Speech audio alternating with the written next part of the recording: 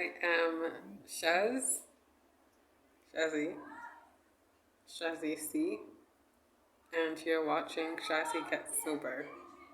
You're going to hear scenic noises, jet skis perhaps, doors slamming, cars going up and down, voices screaming here and there.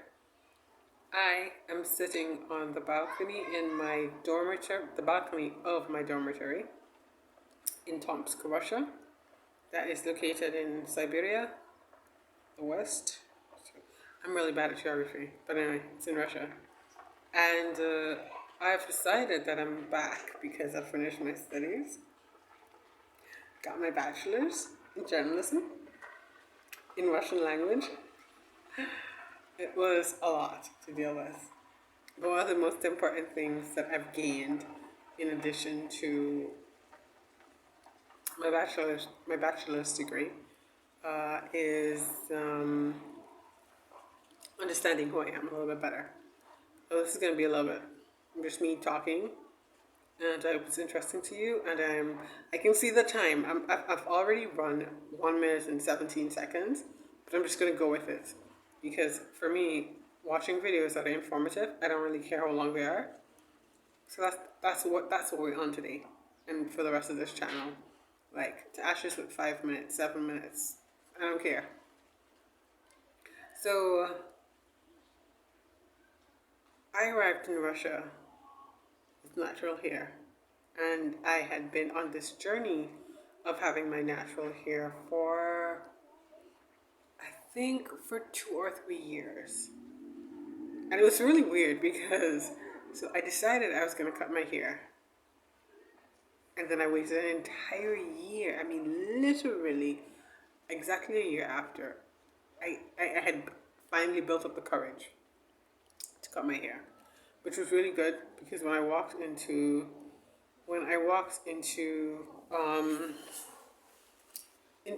the salon, the hairdressers, they were like, "Oh my gosh, your hair's so long to your shoulders," which it wasn't that special. You know, I had permed hair. It wasn't that healthy. Yeah, so it's my shoulders that doesn't really help anything. So yeah, it took them 3 hours when it should have taken them 3 minutes to just cut my hair off.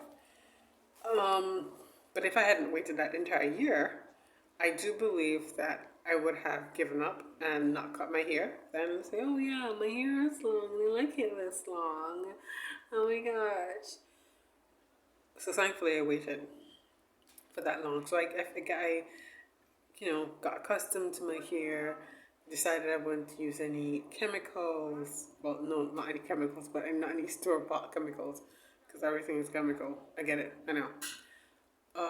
So I stopped using leave-in conditioner. I stopped using gel in my hair. The only gel I would consider using is jam. What's the name of that jam? I can't remember the name of the jam. Anyway, it's I think it's called Let's Jam. But that baby was so good on my hair.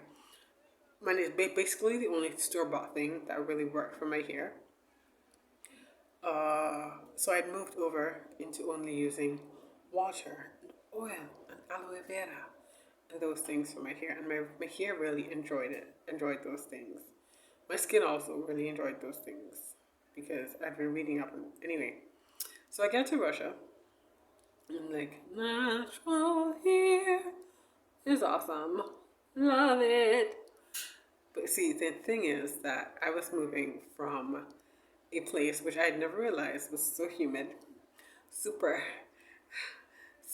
on the moisture scale, like liquid everywhere. It's a small island surrounded entirely by water.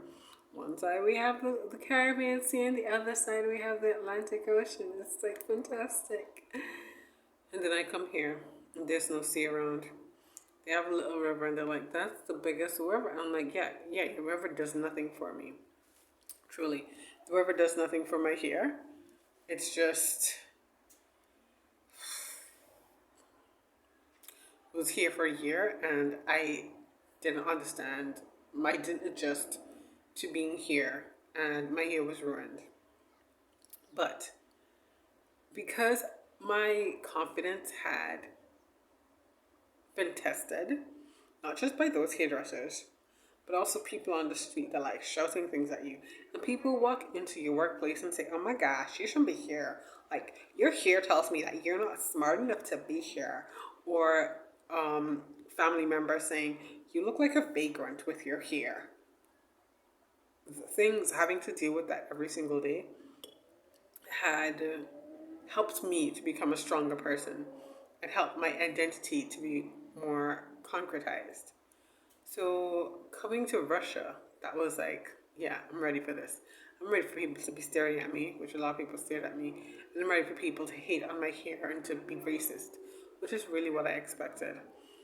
And it's also really not what I got. There, many people, just wanted to touch me, oh no, dirt's coming off or whatever. But on the note of the hair, at first, when people meet me, they're like, "Why is your hair like that? Why is my hair like what?"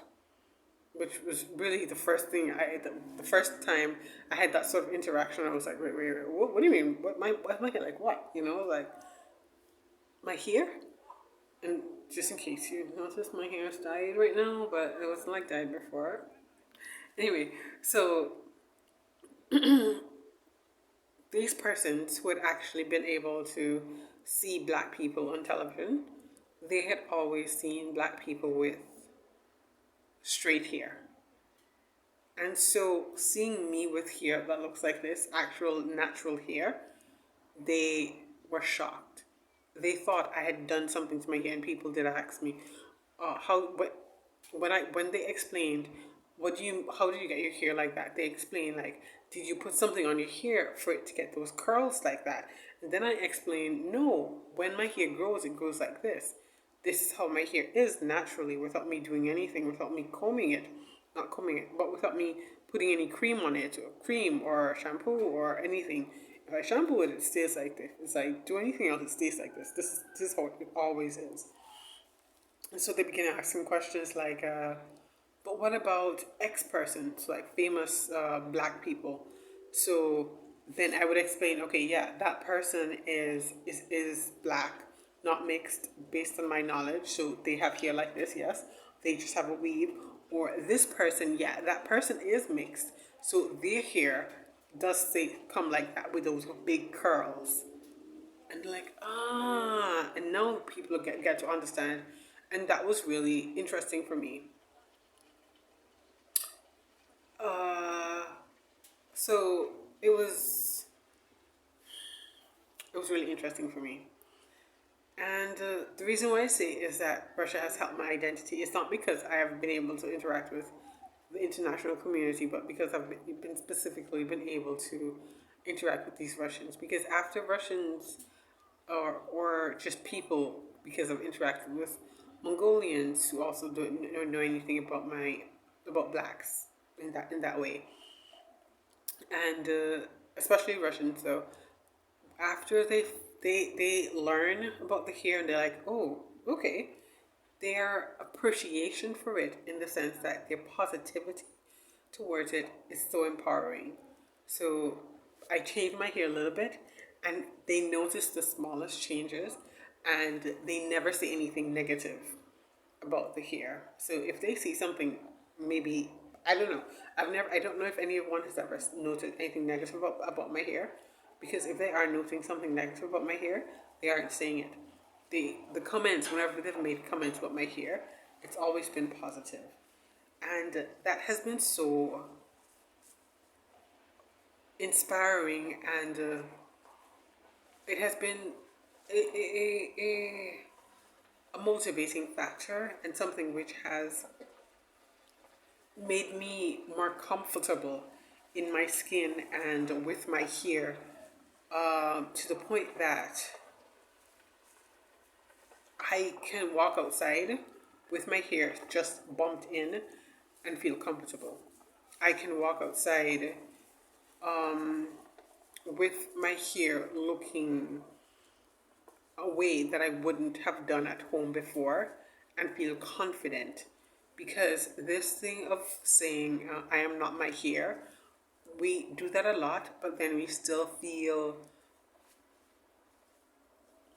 beholden to the notion that your hair should be, in some ways, perfected before you can meet the world, as if the hair is, as if the hair lessens your worth. And being here has it brought me from being just like, at first I would just wear a scarf if I have to go somewhere quickly, and I couldn't do my hair, to just like just leaving my hair as it was and just going wherever.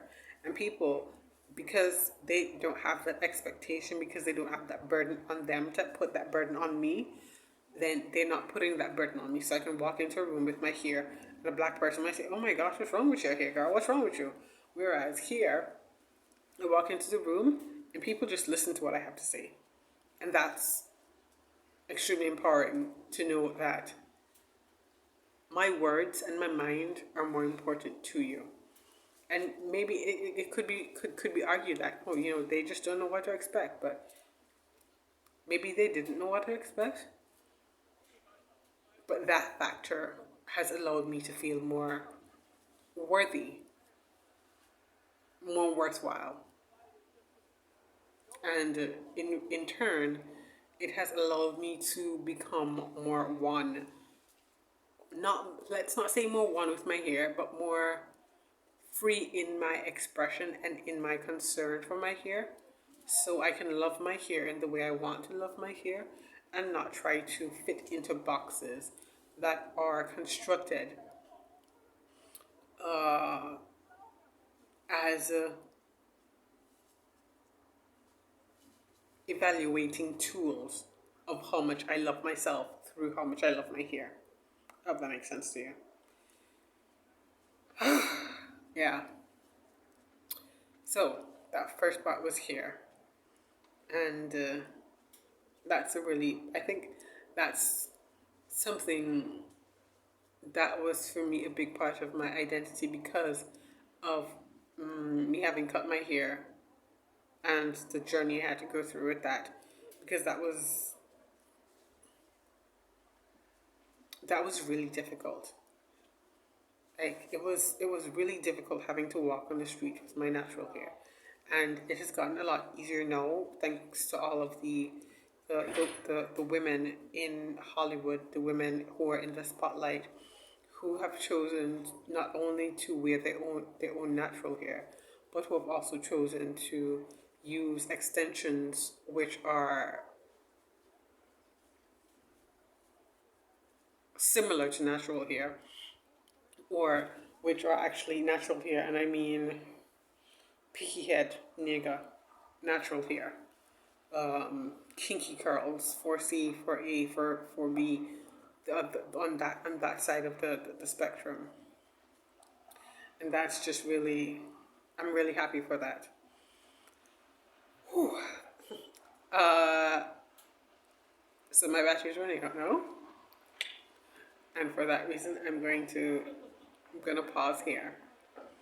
Let's call this my identity in Russia here, and the next part will be, who knows, we'll see.